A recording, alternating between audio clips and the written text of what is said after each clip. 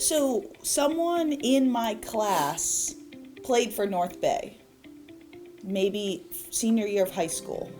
And I remember her saying that she played rugby. And I was like, what is rugby? And then it was my freshman year. I went to University of Maryland, go Terps. And I was at the First Look Fair where every club, every organization has their little table.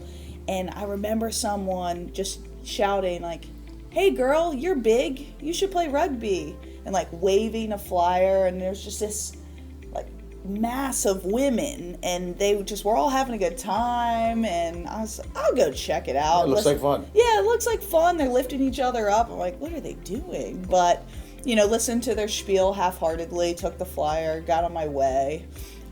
And then someone else was going to a rugby practice, and I was like, well, I've heard of this now like 2 or 3 times, so I might as well go. Right. And then I just loved it. It was such a blast.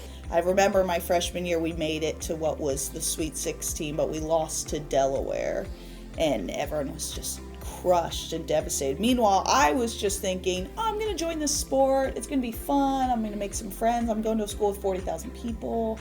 Right. I want to stay active. I played basketball my entire life, and then all of a sudden I wasn't playing that sport anymore, and I just sort of leaned into rugby, but really for the social aspect. And then I came to love the sport and the challenges and the physicality as well.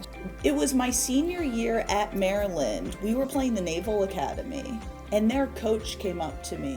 I was like, do you want to play rugby? Like after college, I think you would be very successful. You have a good platform. You're athletic. And so she actually nominated me to be a collegiate All-American. In 2019, you're on the Pan Am Games team that won silver. How did it compare to winning gold at the HSBC event?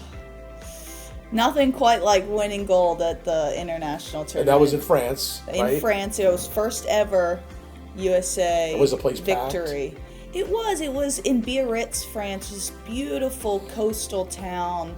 And that was actually the first place I ever went and played for the US, was in France for the 15-a-side team. And I remember thinking, I've never played in front of a crowd before. And to have everyone cheering you on, to feed off their energy, it really elevates it, and you want to match that.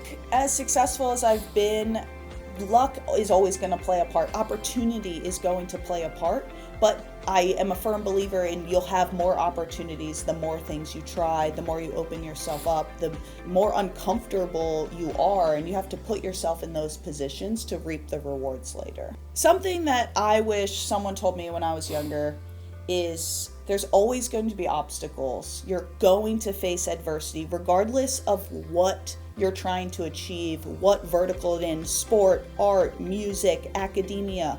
Someone's going to tell you no, and there were so many people that told me no along my way. Whether I wasn't fast enough, I wasn't good enough, I wasn't strong enough, but I didn't let that person dictate my path. And I kept going because it was something I was passionate about. It was something I wanted to achieve. So I believe if that is something you want to go after, whatever it may be, just go for it and back yourself 100% of the time. And you'll find people who also back you, and keep those people really close because they'll provide that support that you'll need throughout that adversity. That's great.